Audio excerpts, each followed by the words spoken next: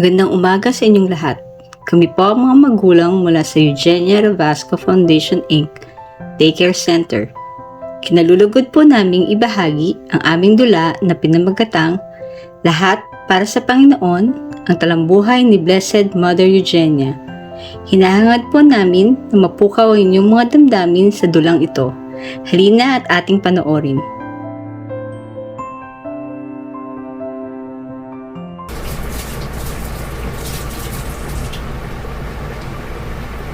Magandang umaga, Inay. Aba, himala, ang agata ng anak ko. Nauna ka pa sa tilaok ng manok. Siyempre naman, Nay. Sabado po ngayon. Araw ng palengke. Kailangan kong madala kaagad ang mga kakanin natin kay Ninang Mercy para maubos po kaagad. Salamat talaga, anak. Simula nang pumanaw ang iyong ama, ikaw ang naging katuwang ko sa buhay at sa pag-aalaga kay Jenny. Ano ka ba naman, Nay? Sino pa ba naman po ang magdadamayan, kundi tayong dalawa? Naku, Nay. Kailangan ko na po talagang umalis. Mamaya na tayong mag-emote. Tutuloy na po ako. Magkita na lang po tayo mamaya. Sige, anak. Mag-iingat ka, ha?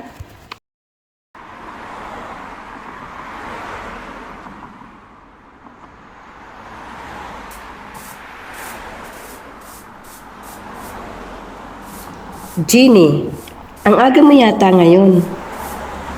Ganun po talaga, Lola Zenny. Sabi nga nila, the early bird catches the worm. Kamusta po pala ang apo nyo? Magaling na po ba? Oo, Jeannie, magaling na siya. Salamat ulit sa binigay mong pambili ng gamot. Hayaan mo, babayaran kita sa sweldo. Naku Lola, wag na po. Tulong ko na po iyon sa inyo. Maliit na bagay lang po iyon. Napakabuti mo talaga, Jenny. Manang-mana ka sa iyong ina.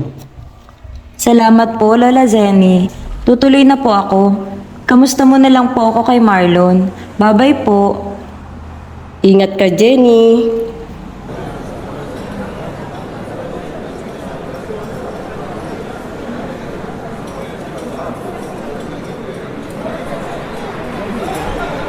Hello sa pinakamagandang ninang ko sa buong mundo. Ay, naku, Jenny. Binobola mo naman ako. Ito na ba yun, mga kakanin? Opo, Ninang. Ako na po, Ninang. Salamat, Jenny. Napaka matulungin mo talaga. Kaya naman, pinagmamalaki ko na inaanak kita.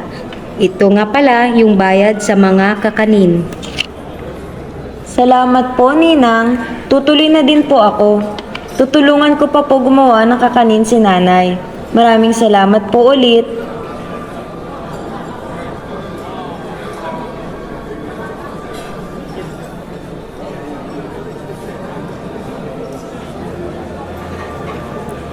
Sorry po, sister. Hindi ko po sinasadya. Naku, pasensya ka na din. Hindi rin kasi ako nakatingin sa aking dinadaanan. Ano nga pala ang pangalan mo? Ako po si Jeannie. Ako naman si Sister Marie, isa akong madre sa Daughters of the Sacred Hearts of Jesus and Mary Oravasco Sisters. Opo, alam ko po iyon. Malapit lang po ang aming bahay doon. Minsan, pasyalan mo ako. Ipapakilala kita sa mga bata. May school kasi kaming pinapatakbo, ang Eugenia Ravasco Foundation Inc. Daycare Center. Sige po, Sister Marie. Papasyalan po kita doon. Dadalan po kita ng kakanin na gawa namin ni Nanay. Salamat, Jeannie. Nice meeting you. Nice meeting you too, sister. Pasensya na po ulit.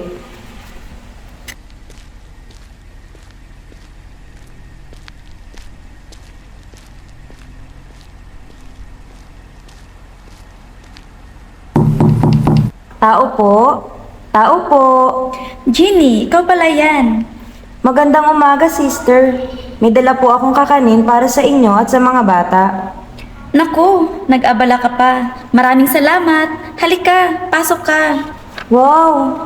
Ang laki po pala ng school ninyo, sister. Sa awa ng Diyos, nabiyayaan kami ng magandang lugar para sa mga bata at para din sa amin ng mga madre at aspirants. Sister Marie, sino po yun? Ah, siya ang aming founder, si Blessed Mother Eugenia Ravasco. Gusto mo ba malaman ang kwento ng buhay niya? Sige po, Sister Marie.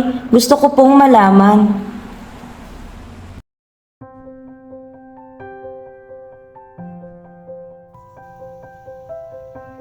Si Eugenia Ravasco ay pinanganak sa Milan, Italy noong ika-4 ng Enero 1845. Siya ang panglimang anak ni na Francesco Matteo Ravasco at Carolina Teresa Francesca Musoni Frusconi. Maagang namatay ang dalawang nakakatandang kapatid ni Eugenia, kaya naman ang kanyang kuya Ambrogio at ate Constanza lamang ang nakagista niya. Makalipas ang 1 taon, pinanganak naman ang kanyang bunsong kapatid na si Elisa. Ngunit hindi na nambalik ang kalusugan ng kanyang ina pagkapanganak kay Elisa. Kaya noon namang 1847, pumanaw ito.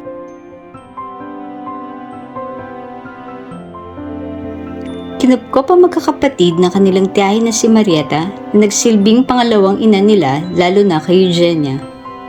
Samantala, si Francesco naman ay bumalik sa Genoa kasama ang dalawang anak nito na si Ambrogio at Elisa. Makalipas ang 3 taon, pumanaw naman ang nakakatandang kapatid ni Eugenia na si Constanza.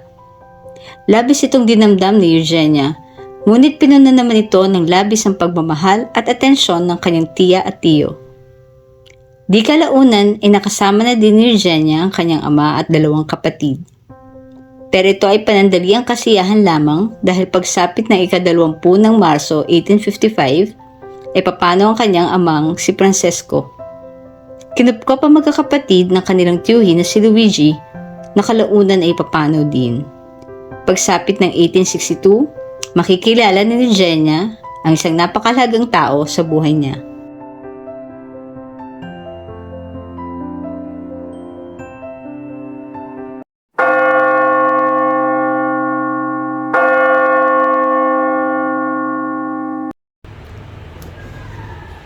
Magandang umaga po, Monsignor. Kauwakan kayo ng Panginoon. Monsignor, ito nga po pala ang aking pamangkin si Eugenia. Kinagagalak ko po kayong makilala, Monsignor. Tutuloy na po kami, Monsignor. Pagpalain kayo ng may kapal, mga anak.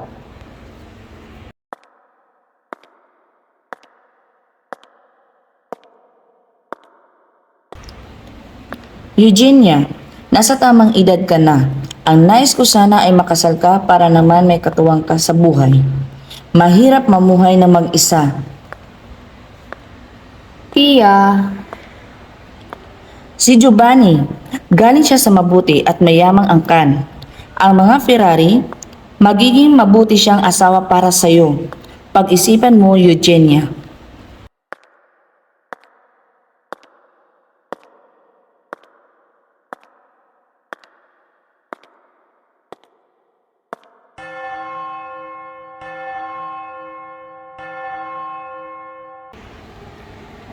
So, is there really no one who wants to dedicate themselves totally to doing good for the love of the heart of Jesus? Panginoon, handa po akong sumunod sa inyo. Nais ko pong maligtas ang aking kaluluwa, pati na din po ang sa nakararami. Ituro mo po sa akin ang daan.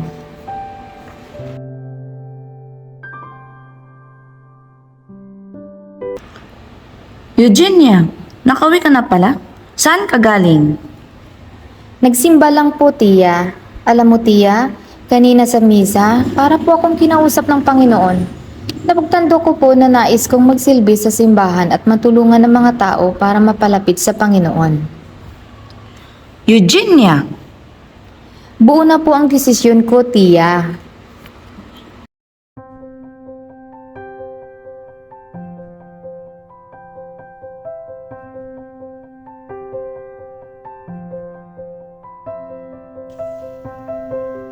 Simula noon, ginugol ni Eugenia ang kanyang buhay sa pagkakawang gawa.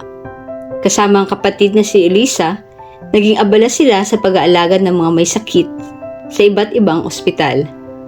Nagturo din sila ng katekismo sa mga kabataan sa kanilang parokya. Dito nakita ni Eugenia ang kahirapan ng buhay.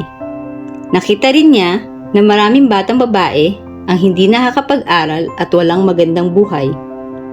Sa tulong ng kanyang spiritual director na si Monsignor Magnasco at madalas na pagdarasal at pagsisimba, naipagpatuloy ni Eugenia ang kanyang mabuting gawain. Ngunit pagsapit ng 1868, ang kanyang pinakamamahal na kapatid na si Elisa ay papanaw. Mauulila sila ng kanyang kuya Ambrogio na sa panahong iyon ay makitaan ng mga senyales ng sakit sa pag-iisip. Yung taong din yon, itatatag ni Eugenia ang kongregasyong Daughters of the Sacred Hearts of Jesus and Mary. Adele, Carla, salamat at tinanggap ninyo ang aking paanyaya. Walang anuman, Eugenia. Halikayo't may hinanda akong merienda. Eugenia, ano ang iyong naisabihin sa amin? Oo nga, Eugenia. Para saan ba ang ating pagtitipon ngayon? Nais ko sana hingin ang tulong ninyo. Magtatatag ako ng isang kongregasyon na naglalayong tumulong sa mga kababaihan, mahirap man o mayaman. Tatawagin natin itong Congregation of the Daughters of the Sacred Hearts of Jesus and Mary.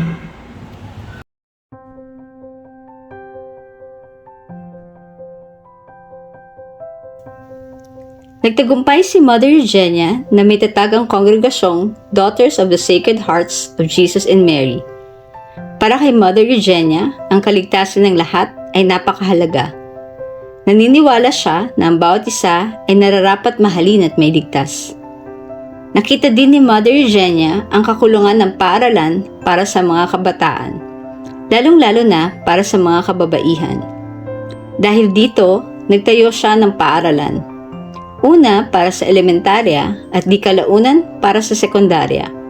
Ang mga madre ng kongregasyon ay nagsilbing mga guro. Dito, tinuruan nila ang mga bata hindi lamang sa akademya, kundi pati na din sa kagandahang asal at sa kristyanong pamumuhay.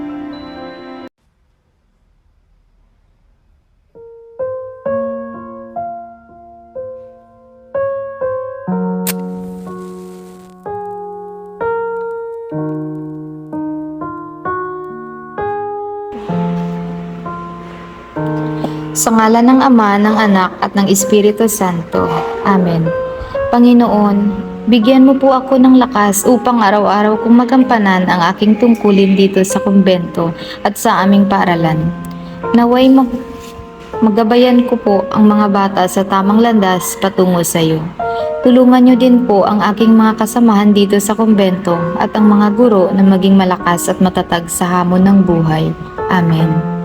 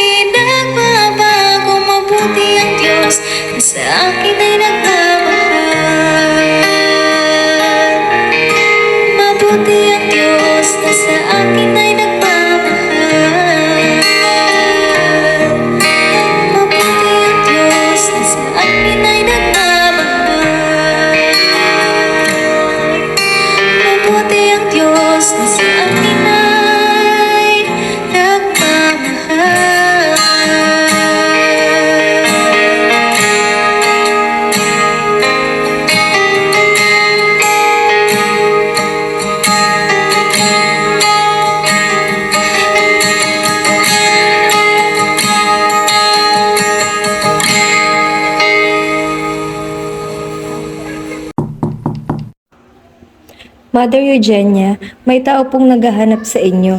Nais daw po humingi ng tulong. Halika at puntahan natin.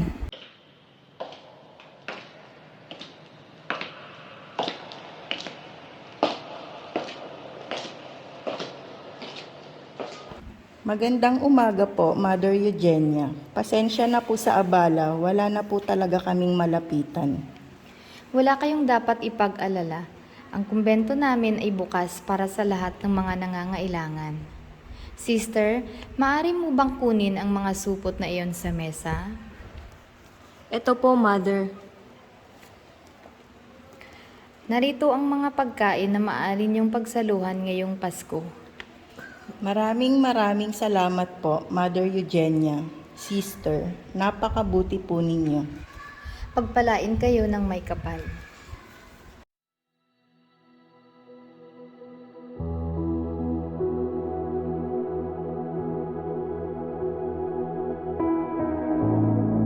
Mother Eugenia, dapat po ay nagpapahinga na kayo. Hindi maganda ang inyong kalagayan. Kaya na po namin ang mga gawain. Maayos naman ang aking pakiramdam ngayon.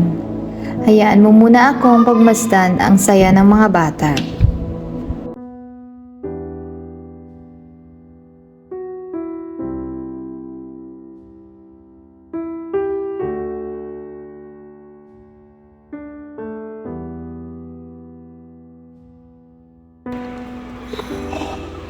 Tinatawag na ako pabalik ng Panginoon. Nais ko ipabatid sa inyo na labis akong natutuwa sa ating mga nagawa. Ang kongregasyon, ang ating paaralan, wala na akong mahihiling pa. Kayo ay hinahabilin ko sa banal na puso ni na Jesus at Maria.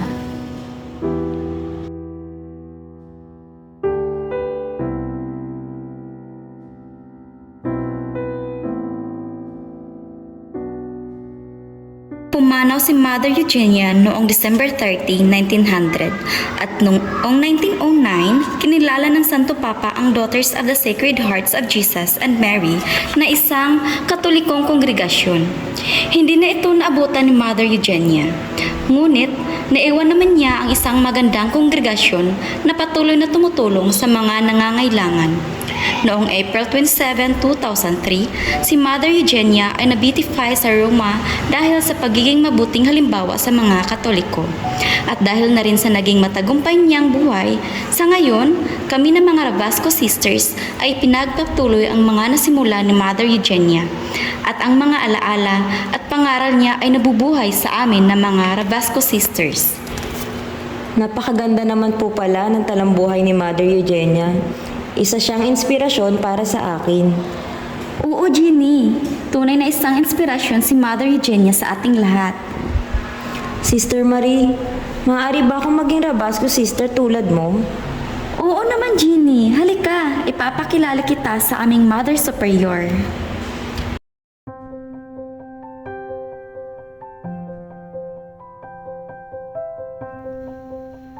Sa ngayon, ang Rabasco Institute ay matatagpuan sa iba't ibang lugar sa mundo, kabilang na ang Italy, Switzerland, Colombia, Venezuela, Mexico, Bolivia, Paraguay, Brazil, Argentina, Albania, Ivory Coast at Pilipinas.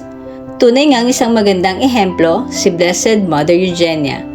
Naway gawin natin itong inspirasyon sa ating pang-araw-araw na buhay. Maraming salamat po sa inyong panonood.